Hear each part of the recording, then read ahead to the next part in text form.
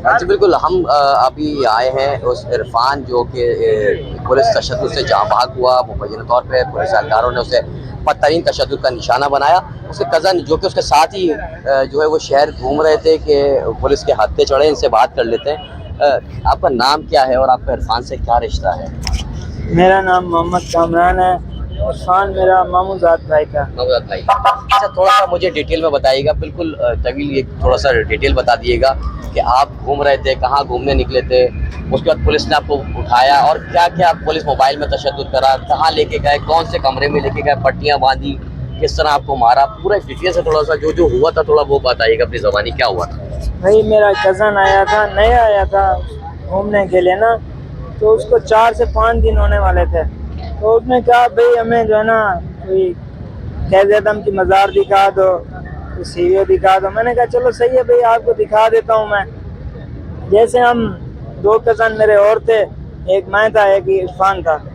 तो हम जैसे जा रहे थे तो इतने में पुलिस वाले आ गए सिविल में। मैंने कहा शायद कोई डकैत है, आगे आगे पीछे बाइक लगा दी ना रिक्शे के आगे पीछे आके।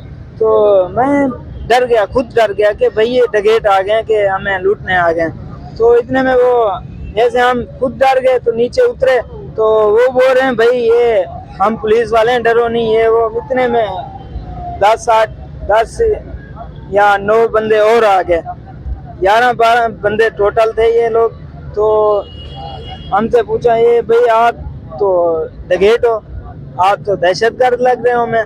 हमने कहा सर ऐसी बात नहीं है, आप हमारे अहले मोहल्ला से, हमारे अहले अजीज रिश्तेदारों से, किसी हमारे जहाँ रहते हैं हम, आप वहीं जाके किसी से हमारा पूछेंगे तो वही भी इंशाल्लाह आपको हमारी तारीफ ही बताएंगे, गिला नहीं बताएंगे कि आप 2 नंबर बंदे हो या 1 नंबर हो। तो उन्होंने हमारी एक फरियाद भी नहीं सुनी, एक भी। बंदा होता है एक बात पे यकीन करता है, एक बात पे भी यकीन नहीं किया। तो इतने में हमें उठा के चले गए। तो हमारी आंखों में पट्टियां बांध दी, हमें हथकड़ियां लगाई गई। हमने कहा सर हमने कौन सा इतना बड़ा जुर्म कर दिया जो हमें इतना।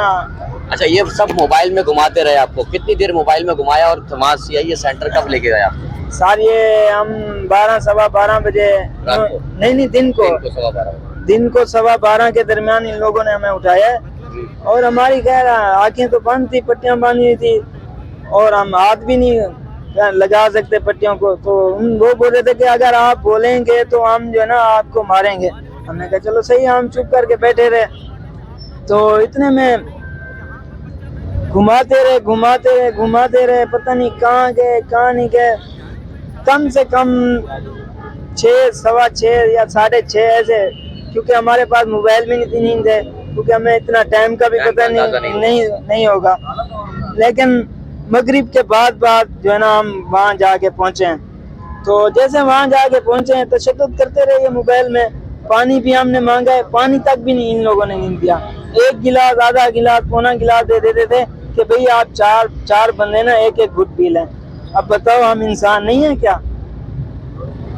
तो सदर के सीआईए सेंटर में लेके गए, फिर वहाँ उन्होंने क्या करा? किस तरह आप लोगों को कमरों में रखा और क्या क्या करा? सारे ये हमें लेके गए, पट्टियां हमारी जाके अंदर इन लोगों ने एक की खोली। हमने कहा इरफान को जो है ना कुछ नहीं बोलना भाई, वो थोड़ा कमज़ोर टाइप का बंदा है और वो आया भी नया बंदा है, उसको जो है ना आपने कुछ भी नहीं बोलना है। जो कुछ तफ्सीस करनी है हमारे से करना, हमारे से पूछना। तो आपको जो है ना उससे कुछ भी नहीं पूछा, क्योंकि उसको इस चीज़ का इल्म भी नहीं है, वो भी है भी बच्चा। लेकिन उन्होंने हमारी बात पे किसी पे यकीन नहीं किया, पहले ही उसको तफ्सीस के लिए इरफान को बुला लिया। इरफान को सारे लोग थप्पड़े मारते रहे, डंडे मारते रहे। और नीचे बैठा हुआ था एक बंदे ने तो शराब पी हुई थी, एक सब इंस्पेक्टर था, उसने शराब पी हुई थी। तो उसने जो है ना ऐसे टांग मारी ना, उसको टांग जैसे मारी है, मेरा भाई नीचे गिरा है, वहीं उसमें बेहोश हो गया। फिर इतनी देर में ये अंदर आ गए। एक सिपाही बोल रहा है यार वो इरफान को कोई फिरकी का दौरा पड़ता है या दिल का मसला होता है। मैंने कहा ऐसी बात तो है नहीं, वो तो माशाल्लाह सही सलामत है, बस ये है कि थोड़ा कमजोर टाइप का था। आपको तो मैंने मना भी किया था कि आप जो है ना इसको कुछ नहीं कहना, जो कुछ करना है कहना है हमें को, जितना मारना है हम बर्दाश्त करेंगे, वो बच्चा है वो नहीं करेगा, क्योंकि वो पहले भी घबरा गया था। तो इन लोगों ने मेरी बात तो किसी बात पे भी यकीन नहीं किया। हम गए, एक साहब बोल रहा है भाई इसके हाथ पाँव मसलो, हम मसल रहे हैं उसका। जब मैंने हाथ लगाया तो बच्चे के जो ना सांसें ही नहीं थी।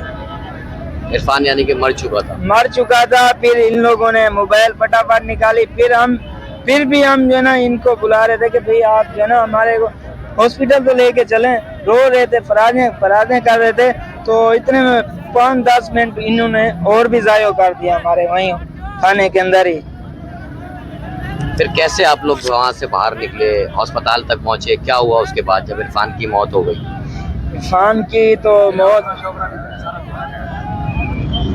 इन लोगों ने हमें ऑफरें भी दी हैं कि भाई आप जो है ना आपको हम गाड़ी करा के देते हैं, आपको आप जो डिमांड बोलेंगे, जो रहनुमानी होगी आपके साथ वो भी ताउन किया जाएगा।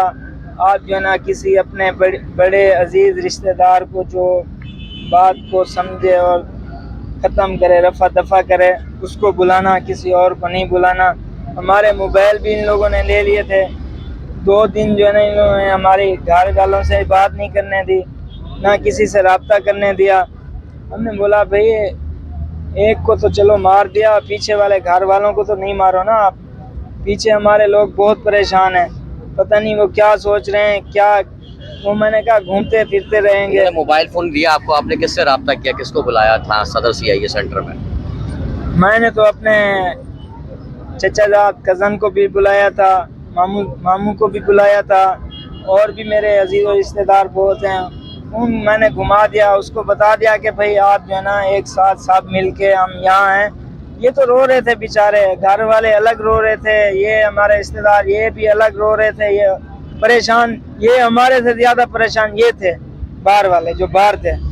अच्छा, किस तरह से लाश को CIA सेंटर से कैसे बाहर निकाला, फिर कैसे अस्पताल तक पहुँचे, किस तरह सारी बात खुली? सारी मोबाइल लेके आए, मोबाइल में लाश, मतलब इस टाइम लाश तो नहीं बोल सकते क्योंकि वो हॉस्पिटल लेके जा रहे थे। तो हॉस्पिटल गए, छोटा क्लिनिक था जहाँ, वहाँ पहुँचे तो डॉक्टर ने बोला भाई ये तो इमरजेंसी केस है। तो वहाँ से उठा के पुलिस मोबाइल में लेके गए? जी, पुलिस मोबाइल में लेके गए थे। और जैसे हम लोग वहाँ से उठाया, फिर मोबाइल में फिर लेके गए जिना इमरजेंसी में। तो उन लोगों ने बोला भाई आपका तो बंदा ही खत्म हो गया। तो सब पुलिस वाले साथ मौजूद थे? बिल्कुल साथ मौजूद थे। और वहाँ 2 एलकार रेंजर्स भी आ गए। तो मेरे भाई से पूछा, मेरा कज़न भाई है ना, और दूसरा उससे भी पूछा भाई क्या मसला है। उसने बताया, डिटेल लिखाई रेंजर्स वालों को। तो उन्होंने कहा इंशाल्लाह आपको इंसाफ दिलाएंगे हम। अच्छा, उसके बाद पुलिस वाले के अस्पताल से वहाँ से निकल गए, भाग गए वहाँ से? बाइकें छोड़ के भाग रहे थे। हमने कहा भाई ये क्या, खैर हमारी तो इनके थाने में चप्पलें भी वहीं पड़ी हुई थी, हमारा नंगे पैर थे, हमें तो कोई होश भी नहीं था। हमारा तो छोटा मासूम बच्चा गया हमारे हाथ से, हम क्या करें। हमें तो बहुत दुख है, बहुत दुख है। मैं कहता हूँ मैं उसकी जगह चला जाता, वो नहीं जाता। आपका सारा वाक़या सुना किस तरह से पुलिस एहलकारों ने इरफान को तशद्दुद का निशाना बनाया, उसको मरने के बाद भी कई घंटों तक उसको थाने में रखा गया, ऑफरें दी गई कि किसी तरह से इस मामले को दबा दिया जाए। लेकिन घर वालों के इसरार करने और नौजवानों के रोने धोने के बाद उसको अस्पताल लेके गए, जाँच बात की तस्दीक हो गई कि इरफान अभी दुनिया में नहीं रहा। ये सुनते ही पुलिस एहलकार मौके से फरार हो गए। वाक़ये के बाद इत्तला जब शहर में जंगल की आग की तरह फैल गई थी, आला हुकाम ने और सातों एहलकारों को मौत तक कर दिया गया, लेकिन उन एहलकारों के खिलाफ कोई मुकदमा दर्ज नहीं किया गया, कोई गिरफ्तारी अमल में नहीं आई है। एक इंक्वायरी कमेटी तश्कील की गई है, जो इस इंक्वायरी रिपोर्ट के आने के बाद ही उनका कहना जल्द किया जाएगा। लेकिन ये वाक़या कराची में फैला नहीं। इससे कबल की पुलिस हिरासत में कई नौजवान जो है वो पुलिस के मुकदमा तक तशद्दुद से मारे गए हैं। ये सिलसिला थमा नहीं है। आज ये इरफान जो है, हम भाई चुप नहीं बैठेंगे, हम इंशाल्लाह इसका इंसाफ लेके फिर जाएंगे यहाँ से।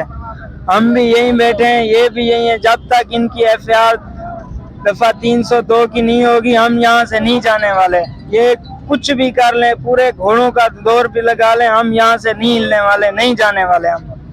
काम आपने वर्षा की गुफ्तगू सुनी। ये वो नौजवान है जो कि इरफान के साथ ही उसी CIA सेंटर में बंद था, मजीद 2 और कज़न इनके साथ थे। ये चारों नौजवान घर से निकले थे और पिकनिक के गर्ज से इन्होंने प्रोग्राम बनाया था कि शहर में जो मुख्तलिफ बड़े मकामात हैं, मज़ार-ए ये सीटी और वतन है, इन जगहों की तफरीह करेंगे और फिर घूम फिर के वापस अपने घर को आएंगे और रोज़गार का सिलसिला भी शुरू करेंगे। लेकिन ऐसा नहीं हुआ।